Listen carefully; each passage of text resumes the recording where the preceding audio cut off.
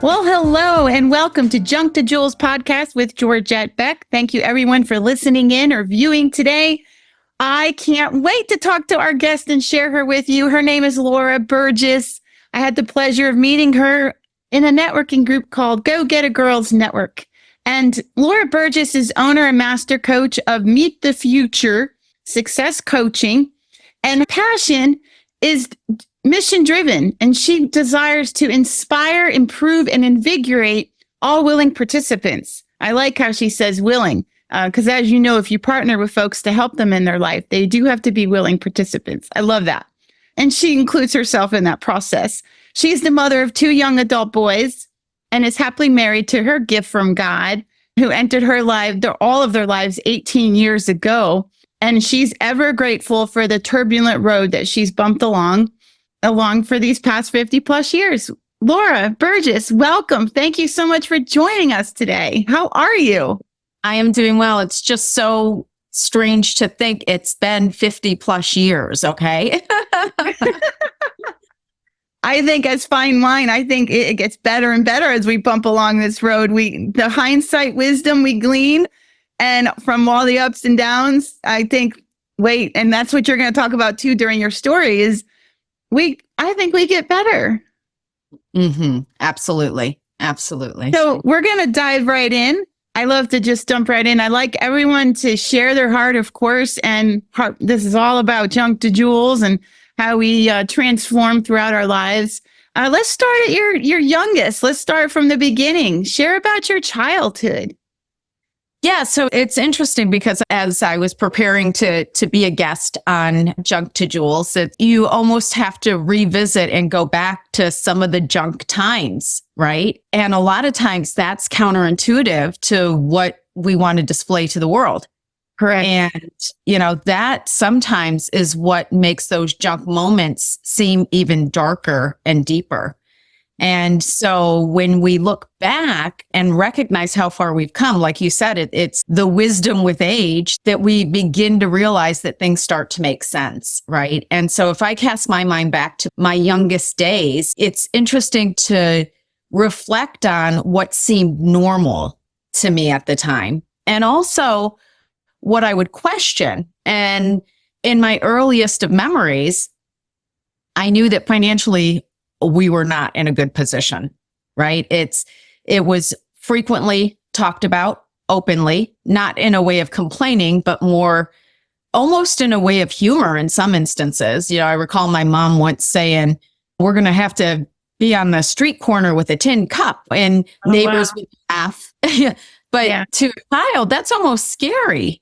Yeah, you don't know all what that means except what you probably saw on TV, and that they made it look scary when they showed those kind of things. Exactly. And, even in the summers visiting my dad on the occasions that I did, because it wasn't really until I was a little bit older, maybe 5 or 6, that I started to see my dad regularly, that, we'd stand in line for cheese. And I thought that was a single mom. My mom was a single mom. Yes, absolutely. Single mom, so you didn't see your dad all the time. No, she raised me and my sister on our own. And I never really asked about where dad was. And I just knew I was one of the few kids in class that didn't have a dad at home. And people would ask me what happened to my dad. And I think sometimes I'd make up stories, and other times I would say, I don't know. Right. The mom never talked about dad in the beginning.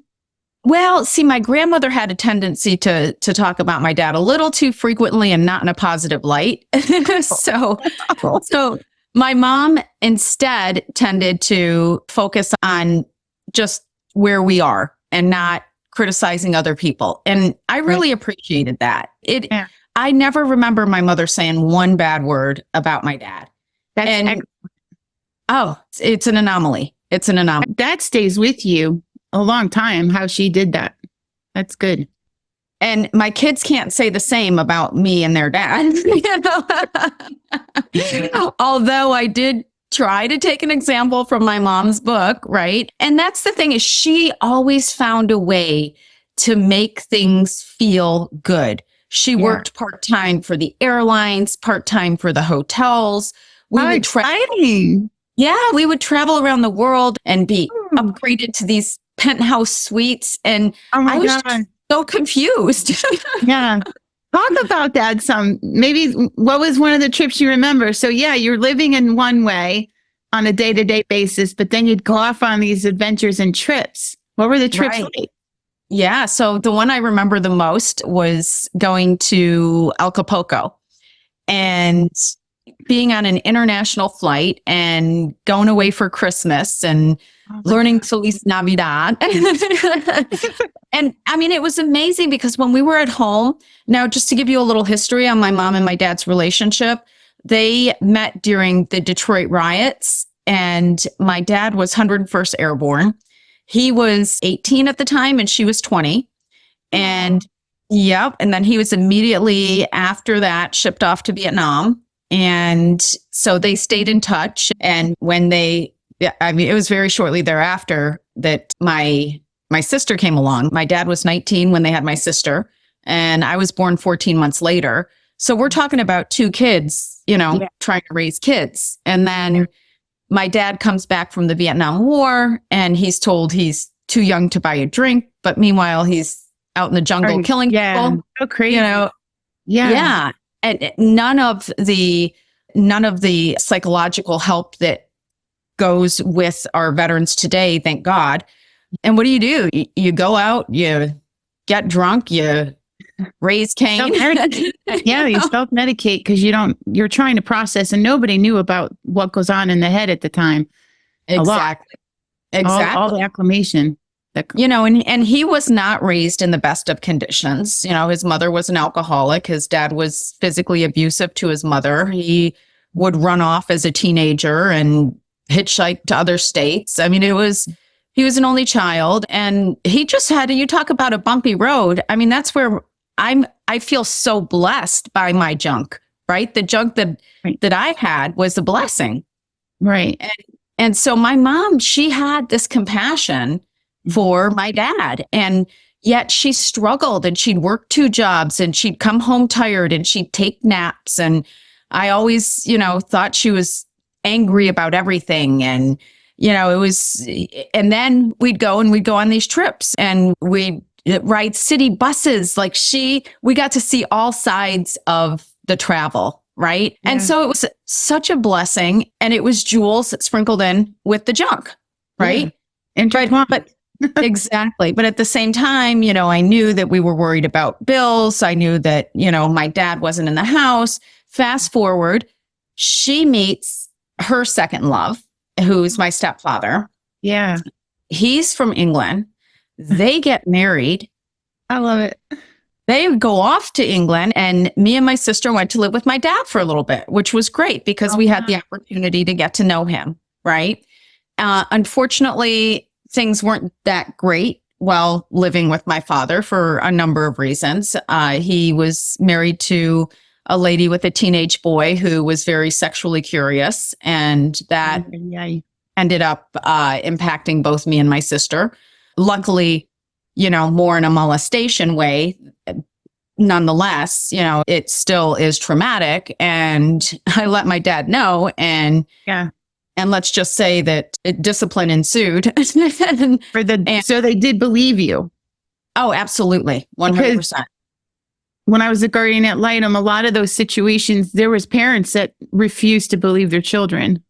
Yeah, no, So I'm glad your dad took steps to protect you and your sister. And I think what happened was me and my sister really didn't tell each other about it.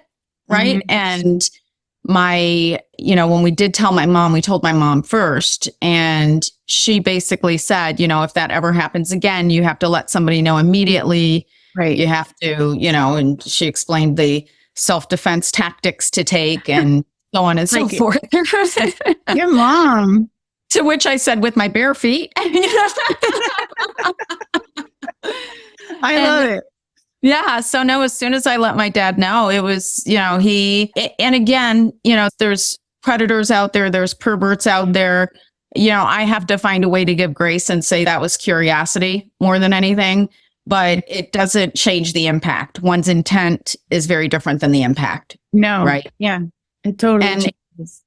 Yeah. And so my dad, he took action, and for the rest of our days there, we actually had to lock my stepbrother in his bedroom at night.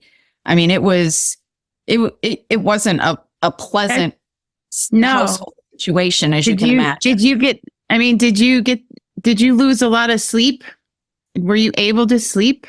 Because once I locked him in his room, I was fine. Before that is when I was nervous, right? It's, because there were times I'd pretend to be asleep, right? And it was horrible. I mean, you can't even explain the feeling inside of you as really a child and not knowing how to deal with the situation, and unexplained or even unrealized guilt. Like, why do I feel bad about this? Right.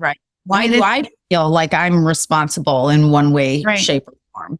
That's one of the blended family issues. It's one of those unique feelings and challenges. I think all blended families, number one, on the outset, when everything's hunky-dory, kind of, if it ever is hunky-dory, is the strangers are considered family, quote. Yeah. And then so this person's like a step brother. So what does that mean? And he's acting inappropriately. What is that saying? Like, it's so weird on all the fronts. It's so weird. Yeah. We're 11. You're trying to process. We're 11 and 12. We're developing. We're wearing little night shirts. He's 16. There's so many, to your point, so many things that blended families have to be concerned about, that there's rarely even counseling when you put these families together, like premarital counseling, which is there's more of it coming out now, and it is available. So good news for blended folks. And if you're about to get married to someone with children, they have blended family counseling that they know exactly what to talk about. So we highly recommend it, right, Laura? Absolutely. It's necessary. It is absolutely necessary. Even if you're not a blended family, even just getting married, I remember I call myself a recovering Catholic, but when me and the father of my children went into premarital counseling, they actually advised us probably not to move forward at that point. Wow. And of course, in our early 20s, we're like, well, what do they know? They were boring life anyway. That's when I was 18 when I wanted to get married the first time, and I did, because we think we know. We are in charge of our lives, and we just want to be independent. We want to go live on our own and start life, go crazy, being that. So, yeah, good for them. That was good counsel, because there's so much, the younger folk, like you're learning, there's still so much to learn. So, and there was a lot of jealousy and mistrust. And, when you build a foundation on shaky ground. Yeah. With your partner, I learned the Everglades. Try to build a house there, you're going to have a sinkhole. Yeah. I learned too, I didn't know these things, and you didn't either, but when there's jealousy, that does, from insecurity, a lot of times, if there's insecurity, that helps, that you have a different lens on life than other people. And you're asking questions for safety and security. You're trying to control the person or situations for your own comfort. And when one person has it, it's hard enough and it changes the dynamics. But when two, and then forget it, there is no trust. So if you have no trust, that's a very shaky foundation. Or worse. And, God bless my ex. He lost his father when he was a teenager. So there were definitely some abandonment issues there, whether intentional or not, obviously. It's that fear of loss of what you have. And, then I would try to prove that I could be trusted, which it's very difficult to prove a negative, right? I can't prove to you I haven't done this and this if I haven't done it. I just haven't done it, right? And so you almost feel like you're over explaining your life. And, I remember once I was on a business trip in a hotel, and I ordered dinner in the hotel and ate. And I had, in my heart of hearts, felt like I had to lie about that and say that I was out at a group dinner, because if he knew I was in my hotel room alone, he'd think somebody was there with me, because nobody would ever just be in their hotel alone at night. It's just like insane thinking. Like, it just goes on a constant, you can't be normal. You can't be yourself. No, what we do, Georgia, is we bring all of our dysfunctions and unanswered questions from our childhood into our relationships. And regardless of what our intention is, things are going to crash and burn. And it's how you handle that too. You don't even know, like you didn't even know, because I'm I'm researching now. They say generational repeats, good or bad. And now I'm learning how generational pains and wounds and trauma pass down the line too. And so your psyche actually is carrying things. But I can relate with you and your ex-husband. And in fact, I was very insecure too when I first got married, and I was supposed to go to college and I couldn't because of fear of loss of love. Like I couldn't let this couldn't do it. But then that made that put him in a position of being almost like God. I looked to him to fill me, and you can't. Right. People we're not meant to fill each other. We're already supposed to be okay and independent and healthy. And that's where, if we're not, then you're definitely not ready for marriage. It's time to discover who you are. But we're so young at that time. We didn't know. So our hindsight, that's why we do these podcasts. So people can glean the nuggets of jewels from our stuff. So you came from that. He came from that. And again, so what happened? So I was going to say, to your point, when we first got together, I was living in Europe at the time. I'll get to that momentarily. Oh, exciting. Yeah. So actually, let me go back and then I'll come forward. So when I lived with my dad, and while my mom was married to her British husband, they did not have a junior high school, an American junior high school in England. So they knew in a couple of years they were moving to Italy, which Italy had an American junior high. So we could move there, which was so exciting, and here we are in this strange situation, with my dad doing everything he could. By the way, he was a preacher. He was a cop. He was, oh my gosh. He was so well known in the community. He would have all the kids at his house and we'd play chess. He'd feed everyone. It was like, I learned so much about giving in that time. Right. And he was the preacher and a police officer at the same time. How did that happen? Well, the preachers have to make a living, right? Because it doesn't pay very well. Now some of them get paid. And you're right. Back then they all worked and then they preached on the weekends. That's right. I forgot. And he was non-denominational preacher. And, so people would, instead of passing the basket around and putting money in it, they would bring in canned food and put pennies in the jar, right? Everybody was living somewhat in poverty. It's in Southern Ohio. And but everybody knew everybody was going to be fine, right? And then we'd have revival and we'd take people to the creek to be baptized. It was fun. I actually loved it. I went from sit, stand, kneel in 2-hour Ukrainian masses to baptism in the water. Right, exactly. And so long story short, we didn't have a bathroom in the house. We had to go to an outhouse. We would go to my step aunt's house twice a week to bathe. I mean, it was so. Where was it?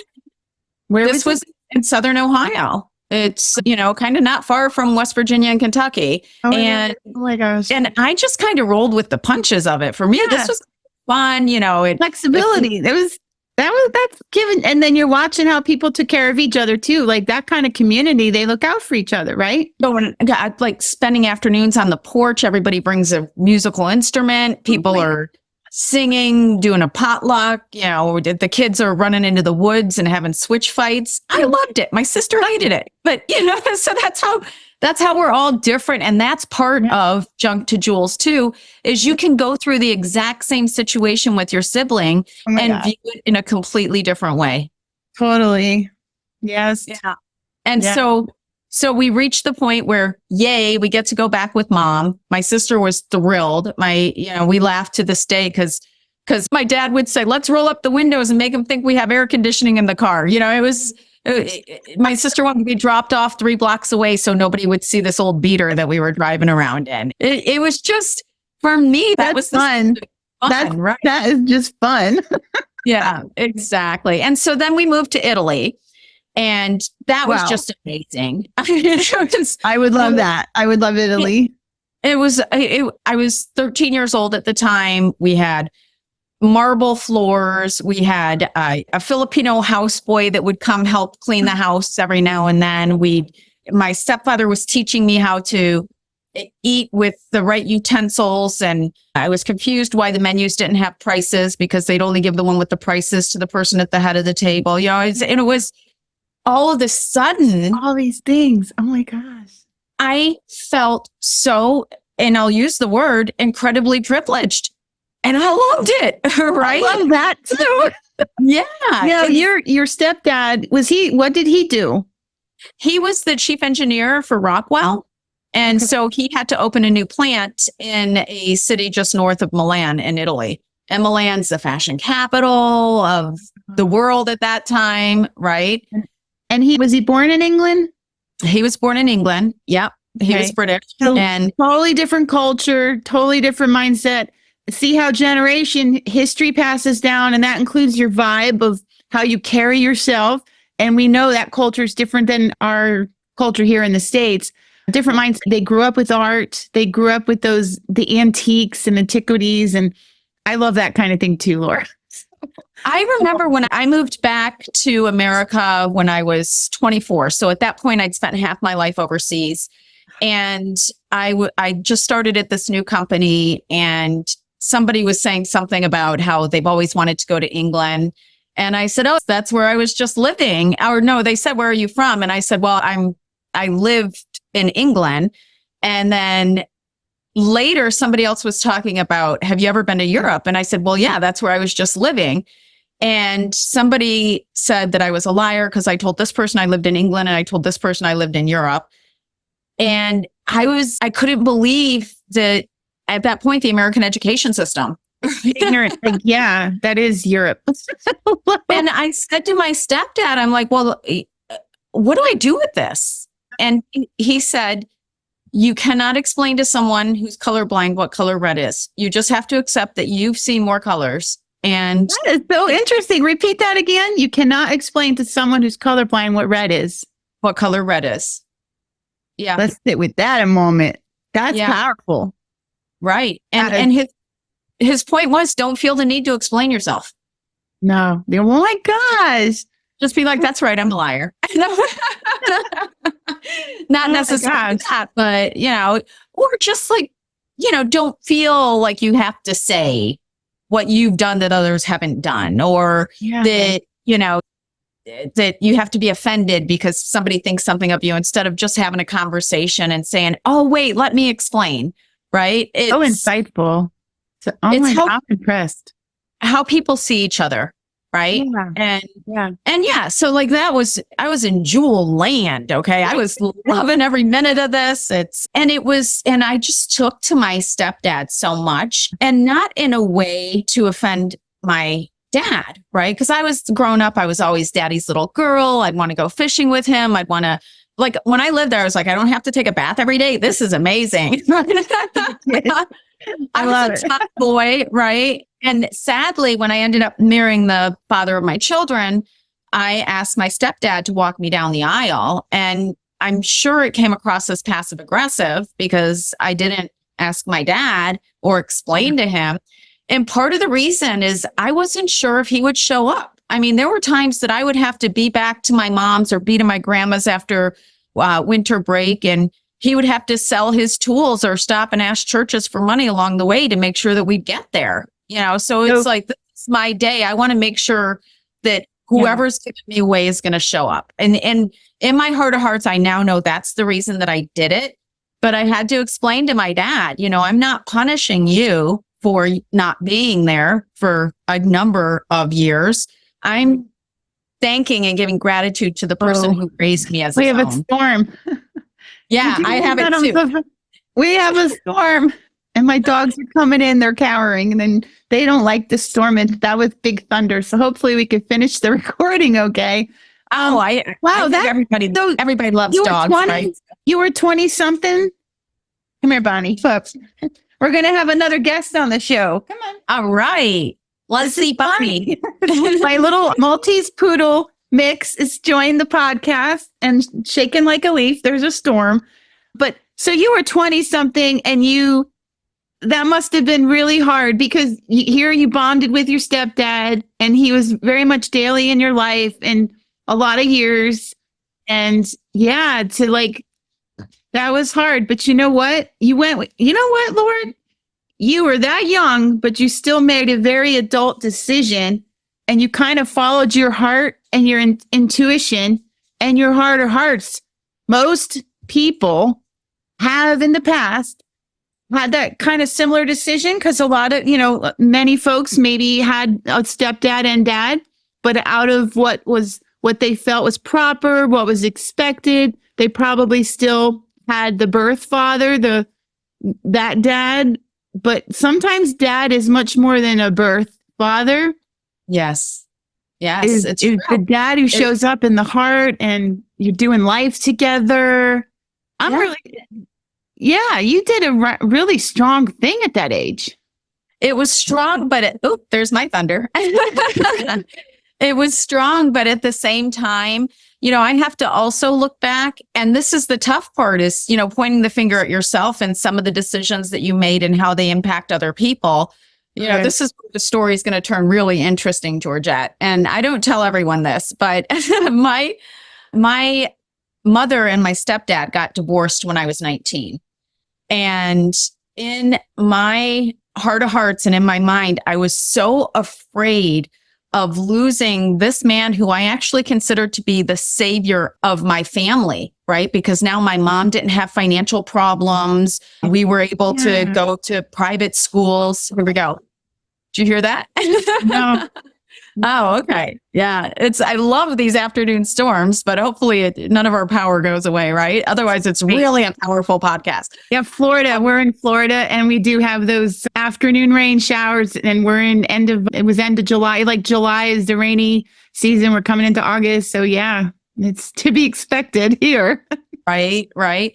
So I have to share that I think that some of my decisions at that age were made out of fear. And my stepdad married this woman who I felt was just so brilliant for him. They were so perfect together, right? And I didn't want to lose him just because him and my mom were getting divorced. And, I met her and her family and her son, who I ended up marrying, who's the father of my children. Oh my gosh. Yes. And you never would have met him if it wasn't for you reaching out like that and wanting that, and desiring to know who he's with. Yeah. I mean, again, it didn't turn out to be a great marriage. It probably shouldn't have happened in the first place, but it was me trying to make sure that I manipulated life in a way that I wouldn't lose what I felt was security at that time. Right. Now, I don't think I purposely said, let's move this chess piece, right? No, but you know what? You had a relationship with them. And that's one of the things that a lot of blended families come up with is people come into your life and you develop relationships. You share your heart, you trust, you get to know each other. And then a divorce happens, unfortunately, that doesn't mean you have to lose the people. That's a heart-to-heart decision. And you made that decision. You wanted this person to remain in your life. That's a healthy decision. That's a good decision.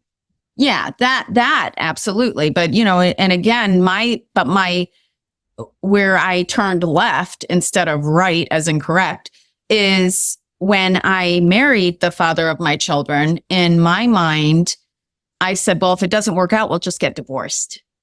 Yeah, that's always an option, right? Doesn't everybody do that? Doesn't everybody get divorced? I learned that. My parents got divorced. My grandma got divorced several times. My aunt, my dad, that's normal, right? So I didn't value marriage, or I would have taken it a lot more seriously and maybe would have thought twice before diving into that relationship that, again, subconsciously, I probably knew was an eternal connection to my stepdad, right? Looking back, you can put those pieces together. Again, it doesn't mean that I valued my dad any less. I loved him. I still, to this day, give so much gratitude to the way that he raised me. And growing up, my mom would tell me, don't be so loud or settle down or don't draw attention. And my dad's like, that's my daughter. So it's, from again, going from being prim, proper, that's the world that she liked. That's what, when she worked for the British Airways, that's when she met my stepdad, right? To where my dad is yelling out to the next hauler, right? Down in the backwoods of Ohio. And so again, it's now I'm a little further in life. By the time I hit 30, me and my then husband, my now ex-husband, have 2 children. And now we're bringing children into dysfunction. Yeah. Right. And we don't know. And that's okay because they're resilient. Like I was resilient. I did fine. So why wouldn't they do fine? Right. And I'm a reasonable person. Why wouldn't anybody in a divorce be a reasonable person? Like if somebody wants to break up with me, oh, okay, that it was fun. Let's remember the good times and I wish you luck. No, that didn't happen when I decided that it wasn't healthy for me to stay in that marriage. Yeah. Because there was still no trust, right? And that it can change if people recognize some of what's hurting and what's not healthy behavior. And that's anyone can make this choice at any time, wherever they are in life. They can decide to be better a little bit every day with new perspective. And that comes from people, it comes from counseling, comes from books, comes from going to school, even traveling. It comes from meeting new people outside your community and all a bunch of ways to grow and learn. But yeah, so sadly that wasn't happening. And eventually it will break, especially if one is growing and the other isn't. You come to new truths. Yeah. Yeah. And it was so hard because, again, you look at his background and his background has, his mom who ended up being married to my stepdad. Like I said, she was perfect for him. She doted on him. Dinner was always ready. Everything he'd come home from work. She'd have the high heels on, the eyeshadow, and so this is what my now ex-husband saw growing up was a doting wife and mother and who puts the man of the house ahead of all else. And, in my house, my grandma had 2 daughters and my aunt had 2 daughters and my mom had 2 daughters and my sister had 2 daughters and everybody's divorced and everybody's like, men who needs that? And so, I was that wife in the beginning. I was the one who wanted that perfect house with the picket fence and the 2-point, however many kids and dog. And then when I became a mother, I became a mother. I was no longer a wife, right? That was, now I'm a mother. And you tell a man who has always seen that men go first in the house, and now there's a baby in the house and his attention is being taken away from him. Boy. And he wants to know why dinner's not ready at 7. And it's because I'm feeding the child. And me, I'm ambitious and I'm a career woman. And I'm like, okay, I'll be a stay-at-home wife. That's fine. No problem. It's like, because in my mind, I wanted to make sure that we had a stay-at-home parent. Because when I grew up, I would come home. I was a latchkey kid. I would heat up the tuna casserole in the toaster oven. I would get into trouble that I probably shouldn't have got into. I didn't like that I always felt alone. Yeah, we had an older lady who would watch us that lived a couple doors down. But, then as we got older, I'd ask the neighbor lady if she could help me open a jar. And she told me your mother should be home and showing you how to do this. I didn't want that for my children. Right. And then I know that when my mom and my stepdad got married, they were always arguing and fighting. And while me and my sister would be sitting at the table after dinner and doing our studies, we would just hear them yelling. And so I decided my kids are not going to grow up in a household where there's arguing or fighting. So guess what I did? I bit my tongue. I didn't say all the things that were upsetting me. I held them in. And that just ate me alive. It's gonna blow. Oh, yeah. Carrying it. It'll come out in other ways. And it was almost like and then I would take things personally, right? It's when people say to me, what went wrong in your relationship? First of all, so much, but we're not here to, create a so complicated. Right? Yeah. Right. But what I would say is that I took everything my husband said seriously, and he took nothing of what I said seriously. So if I said, if you do this, I'm going to feel this way, it didn't matter to him because he would say things he doesn't mean. Right. And to where with him, if he would say to me, don't let the door hit you in the tush, I would think he doesn't want me here. And then now I feel unwanted. Right. Yeah. And so long story short, because again of our histories and how we came together, we had these two wonderful children at the time. They were 4 and 6. We still have them. They're still wonderful, by the way. And they're 22 and soon to be 25 now. Right. Yeah. And unfortunately, I have to show these boys that if you don't treat a woman a certain way, she's going to leave. Yeah. Now, that doesn't mean I was right to leave. Mm-hmm. You know, I probably was wrong to bite my tongue and not share how I felt and not allow there to be arguing in the house, because now all of a sudden the children are confused because the house was this haven, you know, where they would have friends. Haven. Oh my gosh, it was amazing, right? In their world. And then when I left and I finally felt free and like I wasn't being eaten alive by living a life that really wasn't my life, Yeah. you know, they unfortunately hindsight always gives you the 20/20 wisdom. And that's listen, when wherever we are, we do the best wherever we are. And that was our best at that time. Yeah. But then when you learn new things, you do a little better. And yeah, I think you're not alone. And a lot of married couples don't have or didn't have the right coping skills because nobody talked about how to communicate, how to be a wife or be a husband, how to show up for each other. Yeah, communications is so key, and not everyone knows how to talk or listen. And yeah, you have to check in with each other. That's intimacy. Yes. Oh, I love that. So let me tell you the way I see the word intimacy is into me see. Right. So, yeah. Into me see. Into me see. Another great thing. Oh my gosh, that's so awesome. Into me see. Yes. Right. So if you're not, if you're robbing your partner of intimacy, it's because you are not allowing yourself to be vulnerable and allowing them to see inside of you. Or in my instance, if someone's a workaholic or never home, you're not seen. And then when you talk and they're not listening, you're not heard or seen. So you try to talk louder thinking, oh, if I talk louder, they'll hear me and see me. No, it just gets dysfunctional very fast. So anyways, I love that. Into me. See, I'm going to use that in the future. That's good.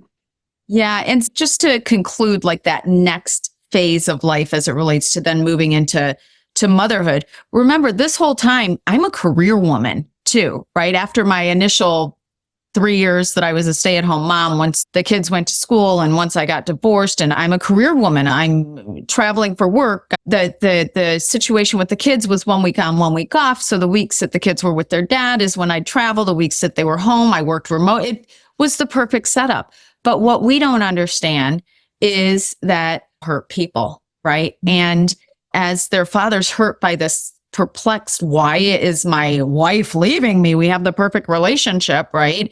And then, heaven forbid, I met my now husband, and we've been together 18 years. And, you know, he came into the kids' lives when they were fairly young. It was like, you talk about waving a red flag in front of a bull. Whew, you know, I mean, it's so we don't realize too that now I have adult kids that I just heard my son the other day, that the one who is closest to God and goes to his young adult groups and has a relationship with Jesus, tell me that he never wants to get married because he doesn't want to get divorced. Oh my gosh. So during our master's degree research and studies, that was one of the things that we found over and over again, that each generation, because they saw what they saw and experienced the difficulties their parents experienced and their grandparents, that they don't want to commit because they feel once they commit like that, it's just going to end. But the other side, the ones who don't commit, and it doesn't work out for that either. Yeah, it's hard to see what our kids think of to go forward because of mistakes. Yeah, it's a thing. And the other thing that I've come to learn, and maybe this is just my way of coping with the whole thing, is realizing we're all on our own journey, right? Yeah. And that the same way that me and my sister reacted differently to our environments growing up, and most siblings do, and my children also do, we have to recognize that we're all on our own journey. And it's not ours to understand sometimes. It's ours to learn from. And I have to say that the darkest of my days, the days that I know you had your crying out moment, I remember being on my knees and putting my hands up and saying, okay, God, it's yours. Take it. Do what you will with it, because Please take it. I can't, right? It's only in those moments that things go so wrong that you're able to see the light. You see the light more when you're in darkness than when you're surrounded with light. And that's why we need those dark moments sometimes to get us closer to our faith. And we have to allow ourselves to be vulnerable and open and reach out to God and reach out to our network and reach out to our support system and stop pretending that we're perfect. And we're okay. Sometimes you're just not. So, no, you said it. You said it, that being in a dark place is not a bad thing, because then when you are in those places, you actually come to a place, you know what? I can't do this by myself. I need to ask for help. And that's the best thing, to come to that surrender point and ask for help. So I know I learned as a single mom too, during the single mom years, when I call it my rescue, and I cried out and someone answered, and it was God, and showing up in all these different ways. I found love for the first time, because people were looking at me and really seeing me, and they were loving me and my daughter. And I never really, wow, okay. Oh my gosh. So, and people show up and help you. Wow. Okay. So yeah, other people, we get love from other people. Yeah. So we you didn't feel like you had to have all the answers either. Correct. No. And I'm learning even now as a later adult, I learned the more you invest in other people and what they're doing, the better off you are. So they say the more you give, when you give to other people and you give money away, or you time, or you volunteer, you end up being happier, but you already helped them first. But then I think when you allow community into your life, you become a whole person. And being alone is okay sometimes, because I'm an extro introvert. I've learned I like both, but we need each other. We need people. And I love that you recognize that too. And the light, it is there. It comes. And I don't know about you, Laura. I think the junk to jewels theme repeats all through life. I think we constantly have valleys and mountaintops. And I think we have the mixed blessings, as I refer to it, that they're entwined. There are some things in life we carry in our heart, and they may never change. There's some things that will and won't. And here's the thing with your son, what he said too. So here's the deal with the young folk listening and watching, or even older folks that are about to think about a marriage or a commitment. It's what you make of it. So our kids they're all married, and they're all involved in a faith community, and they're all learning. They're all really making very healthy decisions with their mate, and they had kids, and it's what you learn. And that's why have community, have a faith community, have business community, go out for dinner dates with other couples. And it's what you surround yourself with, really healthy people, surround yourself with excellent, successful folks that inspire you. That is where it's all of us are day to day here. Yeah. Anyone mess up. Yeah. You have to lean in and be willing to learn instead of avoid. Because when you avoid those blessings, because when I look at the junk moments of my life, I wouldn't have my blessings without them. Correct. And why I lose out? Because of the risk of failure or loss of love or pain. If you try to go out throughout life trying to protect yourself and keep yourself in a wall or prevent certain things, you're going to have more pain at the end. It's risk love. It's worth it. It's so worth it. Absolutely. Yeah. So you have final thoughts before I ask my final questions? We always ask our guests some questions as we wrap up a show. And do you have any other thoughts that come to mind from your journey? I mean, my main thought is thank you for creating this space where we're able to share our stories and our experiences and allow others to realize they're not alone. There are so many people every day that it is a struggle to just put one foot in front of the other because they feel alone. They feel like the only one that is on this journey. And with that, my final thought is to spread love and kindness and grace. Yeah. I love that. Love, kindness, and grace. Yeah, because when you go out into the world, you don't know what someone else is doing. I know for you and I, just yesterday, right? We both lost our mom many years ago, and it was their birthdays, and that brings us sadness.